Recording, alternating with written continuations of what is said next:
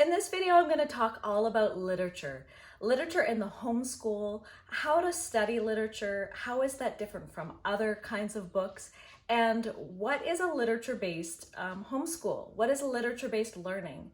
And are we doing it right? Do they all have to be old classics, or can we read modern books? Is that okay? So that's what I'm going to talk about. And if you're interested, if you're just curious as to what I'm going to be talking about today, stick around.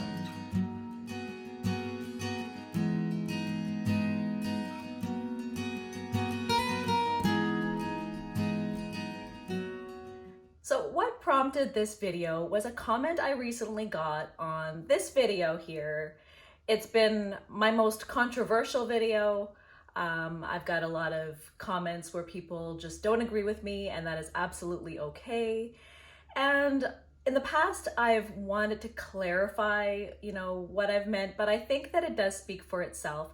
But this one comment was a good one, and I wanted to address it because I think there's some misconceptions as to what is literature. The video that I was speaking to was talking about not using modern literature, and that modern literature is too woke, and that we shouldn't be incorporating books about race because that's not the purpose of literature, and things like that. So I wanted to address that because this person's comment, and I'll put it right here, was saying they didn't share an opinion, but they referred to this podcast. I do listen to this podcast. I do love Angelina Stanfield is in this podcast, and she has her own separate podcast called A Literary Life.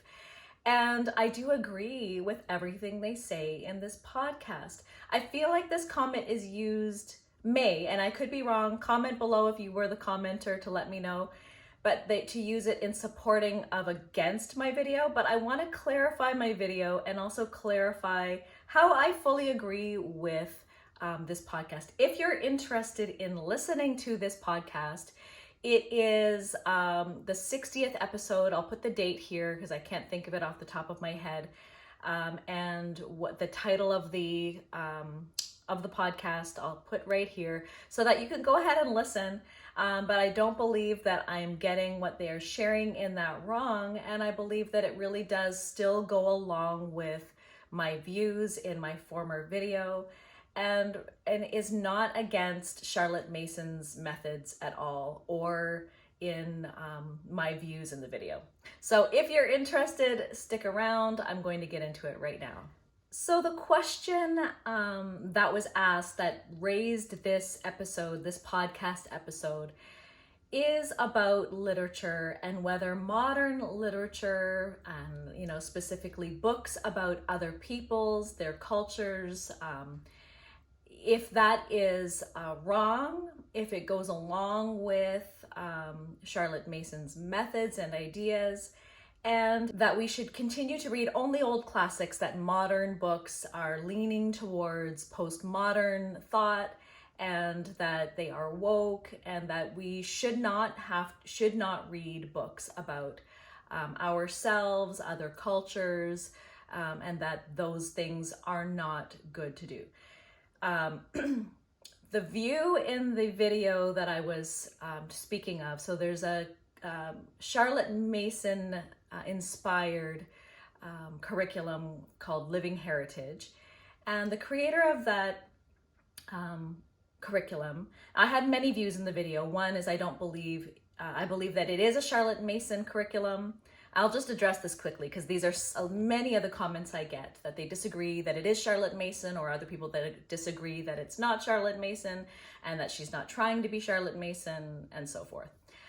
I believe it is a Charlotte Mason based curriculum, that she is following all of Charlotte Mason's methods and philosophies, but she doesn't want to claim the name of Charlotte Mason. It is in her video where she speaks about her curriculum, but it is nowhere on her website. Her website never says the word Charlotte Mason in not one square inch of it. She doesn't say that it's even at least Charlotte Mason inspired on the website. So in her claims as to what this curriculum stands for, what their methods are, what their philosophies are, it does not mention Charlotte Mason, but she is imitating all of Charlotte Mason's methods, topics, subjects, how they're taught, the types of books that she uses in every way, shape, and form. She restructures how she names things. Instead of calling them forms, she uses another word, I believe groups, if I'm mistaken. You can correct me below, but different things like that. So, but that's all fine. I just mean that in my comments on that was that it really is misleading to try to portray your curriculum that you've created as being something original and unique when it's not original and unique, only in namesake. But that wasn't my biggest concern, and if that was my concern, I would not have even made a video at all, because I really don't care. I'll highlight curriculums that I believe are good curriculums, and if it's one that I don't think that it's great, unless it has something really majorly flawed within it, morally or anything at all like that, I really won't even really bring it up, because my channel is not going to be about criticizing or trying to find, because there's tons of bad stuff out there. I'm not here to point out the bad, I just want to point out the good. And that's really what I try to do. But she made a comment criticizing other Charlotte Mason curriculums, saying that they're all becoming woke, and that is why she is doing something differently. And in her curriculum, they will not read books on race, and that many of the literature out there now are just attempting to be windows into others' lives and experiences, mirrors, windows. She uses that sort of phrasing that people may or may not be familiar with, but that's just referring to reading books about others' experiences so that we can get to know others and others' experiences around us, so that we can connect with others around us, know more about them, and understand the truth of history, what's happened to people and to different cultures and things like that. Or to even see yourself in literature, because if you're a person of color, you won't really see yourself in the light that you might actually see yourself in older classic literature, where the books weren't often written from the perspective of people of color. And if they were in the book, they were in the form of, slavery and things like that. And so that's not to disparage old classics. I love old classics. We read them. I don't leave any of them out. I've read all of them. I will read the words as they are written. I don't believe in changing it to kind of mask, because the truth needs to be talked about. And so books that do talk on slavery and maybe talk about people in that time period in a disparaging way, we need to know that this is how people were thought of, and we can move forward into talking about people in a different way, and it unites us because we can know what they truly went through. Now, that is not the topic of this comment about the podcast. And so here's where I believe that I can appreciate modern books in our homeschool. And I do believe that Charlotte Mason curriculum can incorporate some modern writing into their curriculum, such as the Elviary, who does use some modern works. And surprisingly, if you go and listen to Angelina Stanfield in this podcast, you will see that she agrees with that. There is nothing wrong with that. And so what she does is she defines the difference between literature and books, or literature and even storytelling. For her, literature is not a tool to see ourselves and others around us. It's not meant to be a window into ourselves or into humanity. It's actually a window into the transcendent.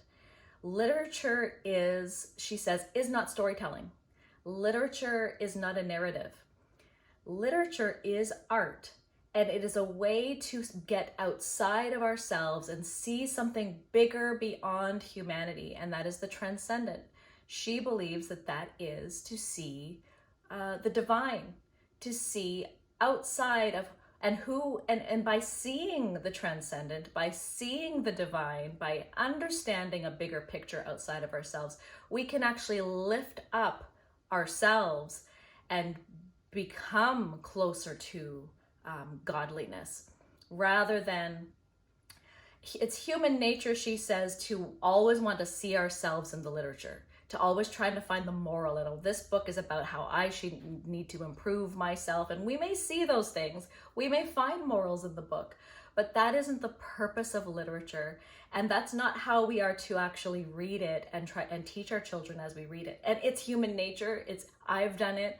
I've read the books and been like, well, can you see that this is actually a picture of God? And in this book, this is what we're supposed to do. And that they're really, that is not, we just want to read the books and allow the books to reveal a higher transcendent picture outside of ourselves. So literature is something very different. And what Angelina Stanfield and the rest in the podcast are saying is that literature is meant to be studied as literature. It's its own separate subject. We aren't teaching it to our children. If there is a discussion, it might just be, what did you think about that?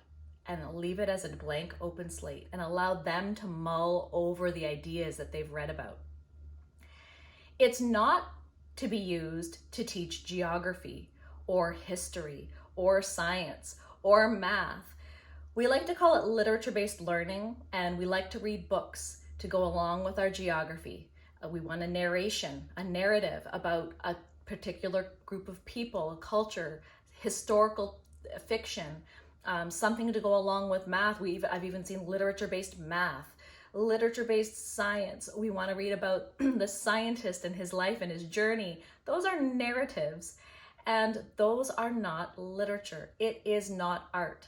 It is a story. It's a narrative about a particular topic, about a particular, whether it be geography or history or science or math.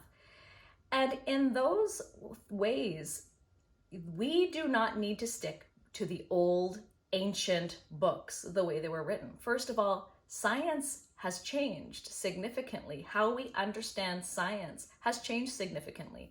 Math has changed. How it's taught has changed, not math itself, but how it is taught has changed dramatically.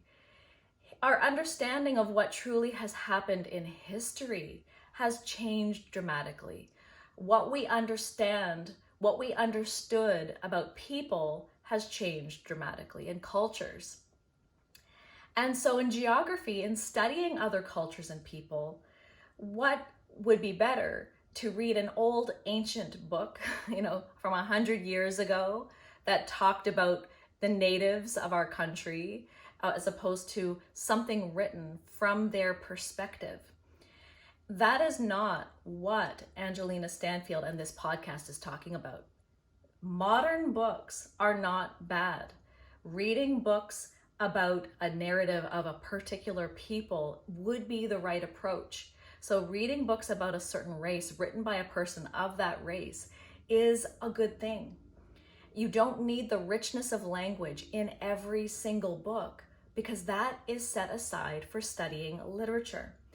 Now, in modern books, can there be an agenda? Absolutely. Is there a hidden agenda trying to teach you a certain thing? Absolutely. I do not believe in wokeism. I want to stay far, far away from wokeism. I want to stay far, far away from the critical race theory. Those are not things that I believe are good, and I'm not going to teach them to my children. And so it does take a lot of weeding through the books, pre-reading, even looking to the people who you respect to get suggestions for books. But I do believe that incorporating books about others is an important thing in order to really learn and grow. We want to move forward. There were people 100 years ago that did not think properly about others. There was racism. There were things that happened in our history that we are ashamed of, and we want to move forward and not follow that path. And so we can learn by reading old books and see how they thought, but we can also read from the experiences of others to know how we should feel, how we should think, and compare that with the Bible, because the Bible is the only book that I believe that is always true, that does never change, and it's something that we can compare all of our literature to. But literature, when we talk about literature, That is something that is considered an art. It is a language rich with pictures. They're not words. They're pictures that will give us an impression that is outside of ourselves. Now, typically, those are all old books because it is true. People today have been strongly influenced by postmodern thought, and so there are not a lot of books out there these days, unfortunately, that are going to really grasp the tradition of literature. But there are some who do. Now, Angelina Stanfield herself, one of her most favorite authors is J.K. Rowling.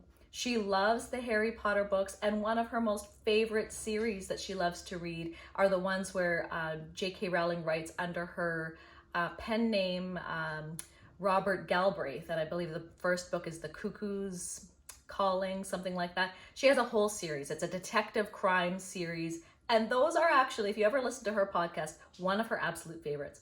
So there are people who are able to write in the traditional literature way. And maybe those are the people that are realizing that postmodern thought, that always having an agenda to write about, always trying to get a message across in your writing, or dumbing down language is no longer what we want. We want to have excellent writing that lifts us up out of ourselves. And so there will be, moving forward, more, I believe, more and more authors who are going to embrace the traditional writings of Tolkien and C.S. Lewis and Jane Austen and so many other amazing writers that are really worthy of studying. Now, what I really think we should do in our homeschools, if you want to embrace literature, is that should be the primary source of our reading when it comes to literature, like the fairy tales, the myths, the fables, all of those things. That should be what we read when it comes to great stories.